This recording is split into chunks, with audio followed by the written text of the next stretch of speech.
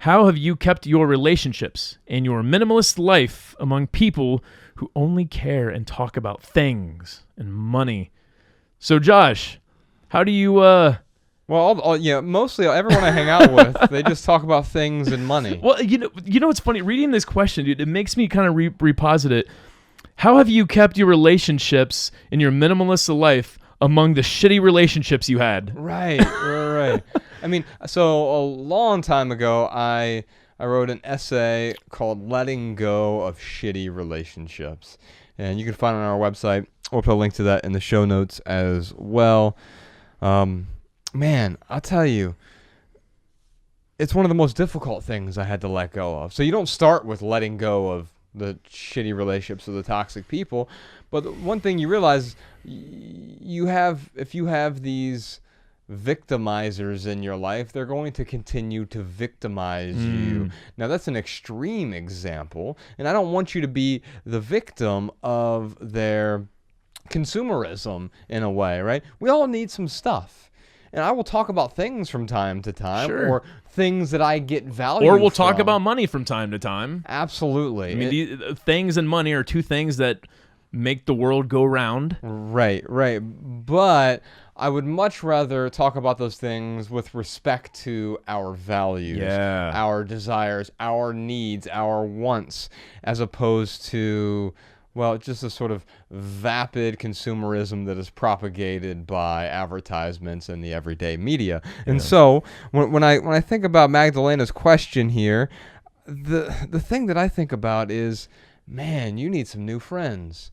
And that's okay that you need some new friends. And it doesn't mean that your current friends are evil. No. But they just don't align with your values and beliefs. And that's okay. And you know what? It may mean that you didn't know what those values were for a really long time. And now all of a sudden, you're uncovering those values. And you're realizing that many of the relationships that you have right now are birthed out of proximity and convenience. Meaning you work in the cubicle next to them. They happen to grew up in the same neighborhood as you. They attend the same networking events, or you hang out at the same bars or nightclubs go together. to the same school, Yeah, and so you have these relationships that are there because of proximity, but they're not birthed from the same sets of values. Now I think about my relationships, and it's taken a long time. You and I discovered minimalism almost a decade ago. Now, we were just in Nashville, and I have a bunch of friends in Nashville. So they're certainly not relationships because of proximity, right? We spent some time with our friend Griffin House. We went over to hit the Griffin household. Hey, nice name. Don't worry. Sean will clean that up in post. It'll sound really awesome. Yeah. So we were at Griffin House's house with him, and he is the two best kids I've ever met. Afterward, I said, "Hey," I was talking to Bex. I'm like, "Hey, Bex, how can we get our daughter to love me as much as Griffin's kids love me?" And I had such a blast with his two kids. Yeah. And just with the relationship that we've developed with Griffin over the years. He's one of our favorite musicians ever. And not only does he have great music, so we share similar values with respect to creativity, but we also we grew up in similar situations. We actually all grew up in Ohio, even though none of us live there anymore. Yeah, all grew up in Dayton. Yeah. Yeah, and so he has similar values to us. And so I don't see him all the time. We've maybe seen him twice in the last year. He was in LA doing a tour stop. We were in Nashville doing a tour stop. And when we do make time, when we're in the same city, we make time for each other. Yeah. So in order for someone to be my friend doesn't mean I need to see them every single day. The next day, in fact, we went to go see Alston Hartley Leonard, who's another talented musician. He has a band called Broken Anchor. You can check out their music wherever you get music. Love his music. In fact, he has a song called Ohio, even though he's not from Ohio. So good. It's one of my top 5 favorite songs of all time. And I love him, and I love his wife, Amy. I haven't seen them in 4 years. They used to live in Los Angeles before we lived in Los Angeles. And now that we live in Los Angeles, they live in Nashville. And it's been 4 years. I've talked to them on the phone a couple times. We text occasionally. But we're able to pick up when we're in the same city, and we have the most meaningful times together. And I do this over and over and over. Our good friend Adam, who we went to high school with, I worked with at the same restaurant in high school.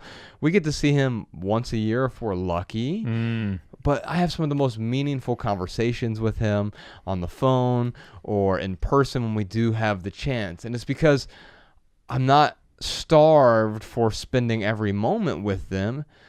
It'd be nice if they lived in the same city as me, but what's more important is their value structure and who they are as a person.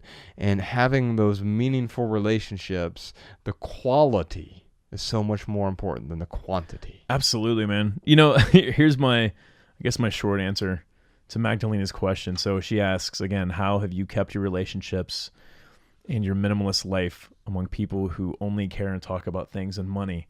We didn't. Yeah. We didn't keep those people around. And it's not, and again, this isn't a judgment against those folks. It is, if anything, it's a judgment against myself. Right. And saying like, well, this is, what, this is where my values and beliefs lie. And I'm not willing to compromise those. And I don't want to hang out with anyone who, isn't supporting those values and beliefs. Do you like birthday cake, Ryan? Do you like how it tastes? What a dumb question. Of course you do. do you like tuna You fish? You could take birthday out of there. Just any cake in general. Do you like tuna? Yeah, it's pretty good. Yeah, but when you mix the two together, it tastes awful. Tuna cake, patent pending.